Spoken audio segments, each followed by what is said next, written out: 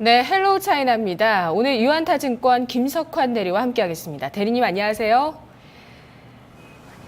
안녕하십니까? 네, 자 그동안 지난달까지 주식시장에서는 그리스와 메르스의 신경을 상당히 많이 썼는데 최근에 중국 증시가 패닉을 겪게 되면서 이것까지 우리 증시의 악재로 부각이 되고 있습니다. 자, 현재 지금 개장 상황이 중국 증시가 8% 급락세로 개장을 하면서 3,500선을 일시에 깨는 모습이고요. 이것이 지금 우리 코스피 선물 시장에도 영향을 주고 그리고 현물 지수에까지 여파를 미치고 있습니다. 따라서 양대 지수 지금 하락으로 전환해 있는 상태고요. 현재 코스피가 좀 더 충격파가 있습니다. 0.61% 코스피 지수 하락이고 코스닥이 0.14% 하락.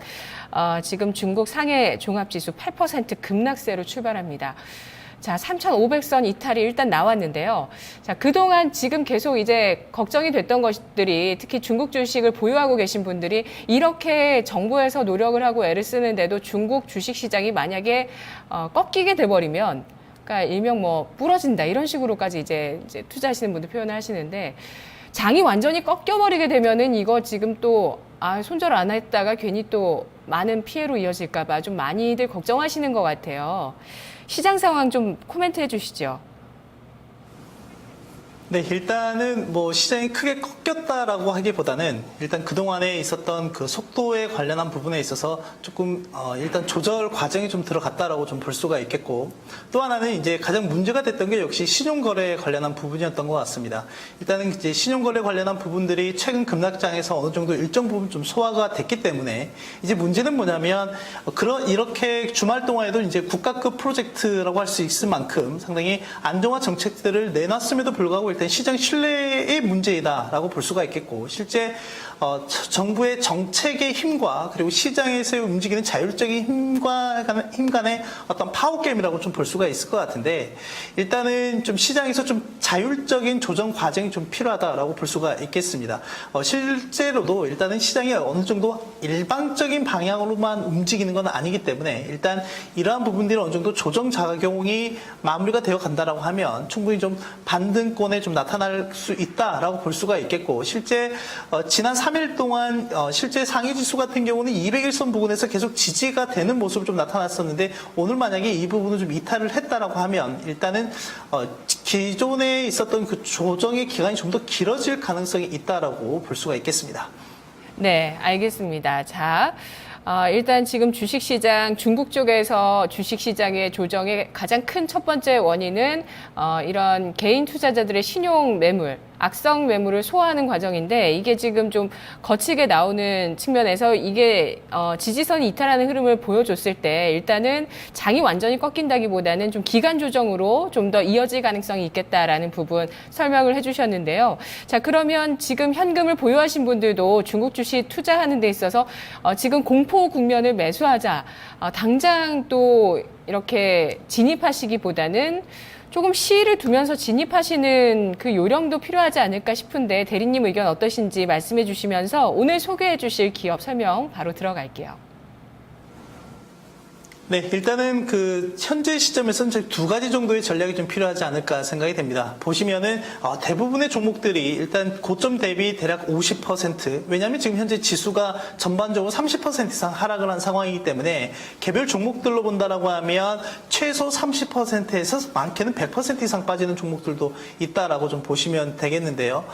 일단은 이러한 시점에서는 좀 두 가지 전략이라고 한다면, 단기적인 관점에서는 기술적 반등 국면에서는 비중 축소의 전략이 일단 맞을 것 같고, 또는 저점 매수를 하신 분들 같은 경우는 단기 고점 부근에서는 매도하시는 전략, 그래서 차익 실현을 하시는 부분이 좀 맞지 않을까 생각이 되고, 일단은 중기적인 관점에서는 일단 이러한 흐름들이 진정이 될 때까지는 향후에 그동안에 좀 고퍼나 고 PBR 관련한 종목들의 흐름에 매수에 좀 집중이 돼 있었다라고 하면은 이제는 본연의 중국의 펀더멘털에 투자를 하실 필요가 있다라고 보실 수가 있겠고요. 그런 관점에서 중국 내수와 소비, 그리고 이와 관련한 종목들의 좀 더 비중을 좀 늘려나가시는 전략이 필요하지 않을까 생각이 됩니다. 그래서 이때까지 좀 여러 번 말씀을 드렸던 종목들도 역시 고퍼나 고 PBR 종목들이 아니라 중국의 경제 성장과 함께 동반할 변할 수 있는 종목들을 여러 차례 좀 언급을 해드렸던 것 같습니다. 이러한 연장선상에서 오늘 말씀드릴 종목은 역시 부동산 내에서 한번 좀 찾아봤으면 좋겠습니다. 일단 2013년, 12년 때까지만 하더라도 중국 주식형 펀드 시장에서 가장 상위의 수익률을 차지하고 있었던 게 바로 부동산 관련한 펀드였다라는 사실을 잘 알고 계실 겁니다. 그런데 그러한 흐름들이 지난해에는 부동산에서 주식형 펀드로 좀 넘어오는 모습들이 나타났었고, 실제 부동산 관련한 시장의 침체가 좀 상당히 지난 한 해 동안 좀 이어졌다라고 볼 수가 있겠습니다. 이렇게 침체된 실물 경기를 살려내기 위해서 중국 정부에서 여러 차례의 부동산 부양책들을 좀 펼쳤다라고 볼 수가 있겠는데, 현재 준비한 화면을 좀 한번 보시면 아시겠지만 역시 대표적인 거는 지준율이라든지 기준금리 인하를 통해서 시중에 유동성을 지속적으로 공급을 했다라고 하는 측면이고, 기준금리를 인하함으로써 대출금리의 상한 캡을 좀 정했다라고 하는 거죠. 기존의 1.1배에서 0.7배로 축소하는 이런 정책도 펼쳤다라고 하는 것이고요. 또 하나는 이제 올 3월 달에 나왔던 거는 주택을 구입하고자 하는 사람들이 최초로 지불하는 금액 비율이 있는데요. 기존의 70%에서 60%로 낮추는 작업, 그리고 무주택자들 같은 경우는 기존 30%에서 20%로 낮추는 작업들을 좀 하면서 지속적으로 좀 부동산 시장을 활성화시키기 위해서 좀 노력을 했다라고 보시면 되겠습니다. 그러한 효과들이 점진적으로 좀 시차를 두고 반영이 되고 있다라고 볼 수가 있겠는데, 실제 지난 한 해 동안 지속적으로 좀 감소했던 주택 가격 동향이 일단은 올해 들어서는 지속적이고 점진적인 좀 반등이 나오고 있다라는 거를 현재 보고 계시는 차트를 통해서 좀 확인이 가능하시지 않을까 생각이 됩니다. 그렇기 때문에 일단은 좀 정부의 지속적인 부동산 부양책들이 좀 시차를 두고 반영이 될 것이고, 이러한 부분들이 점진적인 회복과 개선으로 나타날 것이다라고 보시면 되겠습니다. 네. 자, 오늘 정책적인 차원에서 실제 펀더멘털 쪽에 수혜가 있는 기업들을 좀 골라보자라는 관점에서 부동산 정책과 관련되어 있는 보리부동산을 오늘 가지고 와주셨는데요. 보리부동산 어떤 기업인지 설명을 좀 해주시죠. 네, 보리부동산 같은 경우는 부동산 디벨로퍼, 즉 개발회사다라고 보시면 되겠습니다. 중국 내에서 기업 규모로만 본다면 중국 내 2위 부동산 개발회사다라고 보시면 되겠습니다. 실제 2006년에 상장을 했고요. 상장한 이후에 지난 8년 동안 매출액 같은 경우는 연평균 55%, 당기순이익 같은 경우는 연평균 48%의 고성장을 기록을 하고 있다라고 보시면 되겠습니다. 어제 나온 공시에 따르면 일단 6월달 실적을 발표가 했는데, 6월달 실적 같은 경우도 사상 최대치 실적을 좀 발표했었고요. 그리고 상반기 누적 결산으로 보더라도 상장 이후에 가장 최고의 실적을 냈다라고 보시면 되겠습니다. 보리부동산 같은 경우가 가지고 있는 장점이 하나 있다라고 하면, 아무래도 그 부동산 디벨로퍼, 즉 개발회사이기 때문에 보유하고 있는 토지가 있어야 된다라고 하는 건데, 이 부분 같은 경우는 약 8,800만 제곱미터를 보유하고 있습니다. 향후에 추가적인 매입을 하지 않더라도 향후 5년간은 매출액 부분에서는 크게 염려가 없는 기업이다라고 보시면 되겠습니다. 이러한 성장성을 가지고 일단 있다라는 점을 좀 긍정적으로 좀 보시면 좋을 것 같고, 최근에 역시 주가가 지속적으로 좀 하락을 하고 있었던 부분이 있기 때문에 실제 후광통 시행 이후 거의 그 부분까지 좀 주가가 좀 하락을 해 있는 상황이기 때문에 충분히 가격적인 부분에서는 매력적인 구간까지 내려와 있다라고 하는 점, 그리고 앞서 말씀드렸던 것처럼 정부가 실물 경기를 회복하기 위한 적극적인 부양책들을 내놓고 있다라고 하는 점을 봤을 때는 이러한 전반적인 부분들이 중국 내 개인 투자자들 또는 중국 내 전반적인 시장에 대한 부의 효과로 나타날 수 있다라고 보시면 되겠습니다. 그래서 그런 관점에서 오늘은 보리부동산이라고 하는 종목을 말씀드리도록 하겠습니다. 네. 그 후광통 종목들 중에서 지금 후광통 시행 이전 수준까지 떨어진 종목들이 거의 대부분인가요? 어떤가요? 그렇지는 않습니다. 뭐 일단은 그동안에 좀 상당히 좀 고평가되어 있었던 종목들. 그러니까 우리가 흔히 얘기하는 인터넷이나 IT 관련한 종목들이 상당히 좀 큰 폭의 상승이 좀 나타났었습니다. 근데 그런 종목들은 기본적으로 밸류에이션이 뭐 퍼를 기준으로 봤을 때는 뭐 100배가 넘어가는 종목들, 그리고 PBR 기준으로 보더라도 30배에서 50배 이상 되는 이런 종목들 위주로 일단 상당히 좀 하락세가 두드러졌다라고 좀 보시면 될 것 같고, 현재 같은 경우는 주 업종 내 탑픽 종목들, 그러니까 우리가 알고 있는 대표적인 종목들 같은 경우는 큰 폭의 하락세는 나타나지 않았다라고 좀 보시면 될 것 같습니다. 뭐 그냥 대표적인 게 뭐 평안보험이라든지 귀주모태주라든지 페트로차이나, 시노팩, 뭐 차이나코스코 등 이러한 종목들 같은 경우는 이번에 발표된 중국 내 A주 대표주들을 매수하는 이런 전략에서도 역시 같은 관점을 좀 접근을 하셔도 되지 않을까 생각이 됩니다. 네. 자, 이렇게 어떤 중국의 산업에서 대표성을 띠는 주식, 혹은 또 후광통 시행 이전까지 주가가 많이 떨어지면서 낙폭 과대주이면서도 또 실질적으로 정책의 수혜를 받는 실적을 보여주는 기업, 이런 쪽으로 지금 투자를 해보자는 관점을 얘기를 해주고 계시는데요. 자, 그럼 국내 주식과 한번 비교를 해볼까요? 역시 뭐 국내 주식에서는 국내 주택 또는 아파트 관련한 대표적인 종목이라고 할 수 있는 현대산업과 좀 비교가 가능하지 않을까 생각이 됩니다. 일단 전일 종가 기준으로 봤을 때 그 보리부동산의 시가총액이 대략 한 20조 정도가 되고요. 현대산업이 대략 5조 정도 됩니다. 시가총액 차이는 한 4배 정도가 되지만 일단 성장성이라든지 수익성, 그리고 밸류에이션 측면에서 상당히 현대산업 대비 보리부동산이 상당히 저평가되어 있고 상당히 매력적인 구간이다라고 보시면 되겠습니다.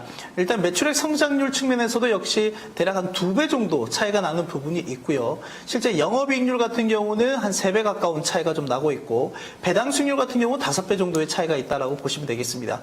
전일 종가 기준으로 현대산업의 PER 같은 경우가 50배가 넘어가는 반면에 일단 보리부동산 같은 경우는 8배밖에 되지 않는 수준이다라는 점, 그리고 PBR 기준으로도 현대산업은 2.5배 정도 위치하고 있지만 보리부동산은 1.4배밖에 되지 않는다는 점을 좀 보시면, 일단 전반적으로 보리부동산이 기업 사이즈는 크긴 하지만 일단 충분한 성장성과 수익성 측면에서는 국내에 있는 현대산업보다 좀 더 낫다라고 보시면 되겠습니다. 일단 이런 관점에서 봤을 때는 역시 현대산업도 현재 국내적인 요인에서는 긍정적인 흐름을 좀 보이고 있긴 하지만 좀 더 눈을 크게 돌려본다라고 하면 보리부동산도 상당히 매력적인 종목이다라고 결론을 지을 수가 있겠습니다. 네, 알겠습니다. 자, 투자 포인트와 전략을 정리해 보도록 할 텐데요. 자, 우리 시장에서도 보면 패닉 상태에 빠졌을 때, 특히 코스닥에서 반대 매매가 나올 때, 신용 물량의 반대 매매가 나올 때 정말 걷잡을 수 없는 하락이 나왔다가 또 그 저점에서 이제 또 기술적인 반등까지 또 활용한 전략을 또 많이들 세우십니다. 저점이라고 어제 정도는 또 생각을 하셨을 것 같은데, 오늘 일단 개파락으로 출발해서 지금 시가는 좀 회복해 놓으면서 그래도 시가보다는 좀 올라와 있긴 한데 6% 급락입니다. 현재 중국 상해 종합지수 3,500선 바로 아래인데요. 자, 이렇게 좀 낙폭 과대주를 투자할 만한 타이밍이 왔다고 보시는지 코멘트를 해주시면서 전략을 정리해 보도록 하겠습니다. 네, 일단 이렇게 된다라고 하면 이제 보리부동산과 비롯한 여러 종목들이 좀 상당히 타격을 좀 받지 않을 수 없다라고 좀 보시면 되겠는데, 앞서 말씀드렸던 것처럼 국가급 증시 안정화 정책을 좀 내놨다라고 했는데요. 거기에 가장 골자가 되는 내용은 역시 중국 내 21개 증권사가 상해 내 대표적인 종목들에 대해서 매수를 하겠다라는 부분이었고, 그런 관점에서 업종 내 탑픽 종목들을 관심 있게 좀 보자라고 말씀을 드렸습니다. 일단 그 규모가 대략 한 1,200억 위안 정도로 알고 있는데, 어제까지 봤을 때 약 1,280억 위안 정도의 자금이 일단 마련이 됐다라고 했고, 어제까지 1차적으로 약 60억 위안 정도가 일단 매수가 됐다라고 하니까요. 향후에 증시 하방을 좀 지지하기 위한 전반적인 노력들이 좀 나타날 것으로 좀 보여진다라고 보시면 되겠습니다. 그리고 최근 하락장에서 중국 증시 같은 경우는 워낙 변동성이 컸던 부분들이 있기 때문에 일단 오늘 장 초반에 좀 급락이 나타났다라고 하면 오후장에서는 쪽에서는 어느 정도 되돌림 현상이 나타날 수 있다라는 점을 좀 참고하시면 좋지 않을까 생각이 되고요. 보리부동산 같은 경우도 일단은 현재가 부분에서는 매수가 가능하다라고 좀 보시면 되겠습니다. 현재 전일가 기준으로 약 10.5위안 정도인데요. 일단 현재가 부분에서의 매수 정책으로 좀 가시면 좋을 것 같고, 일단은 역시 두 가지 전략으로 좀 대응을 하시는 게 필요하지 않을까 생각이 됩니다. 일단은 대략 한 12위안 정도까지의 단기적인 반등으로 좀 보시면 좋을 것 같고, 일단 증시가 어느 정도 안정화가 되고 회복세로 좀 접어든다라고 하면 중장기적인 관점에서는 일단 직전 고점 자리가 대략 한 15위안 정도에 위치해 있고, 트레이더 목표가를 좀 한번 살펴보시면 아주 중장기적인 관점에서 역시 한 30위안 정도까지의 큰 목표가를 좀 놓을 수가 있긴 하겠지만, 이 점은 역시 방금 말씀드렸던 것처럼 단기적인 안보보다는 역시 중장기적인 관점에서 접근을 하는 방식이 좀 바람직하다라는 점입니다. 그렇기 때문에 최근에 좀 변동성이 있는 장세에서는 역시 좀 타이트한 전략을 좀 두 가지로 가져가실 필요가 있다라고 말씀을 드리고 싶고,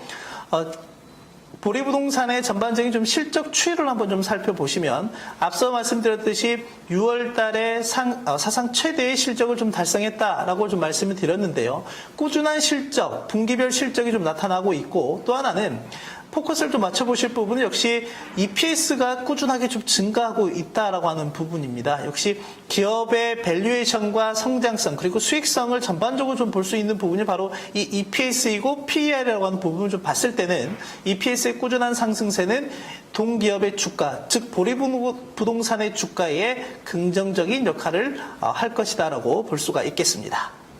네, 알겠습니다. 잘 들었습니다, 대리님. 감사합니다. 네, 고맙습니다. 제가 지연된 시세를 보고 있어서 중국 상해 종합지수 현재 3,500선은 회복을 한 상태라고 합니다.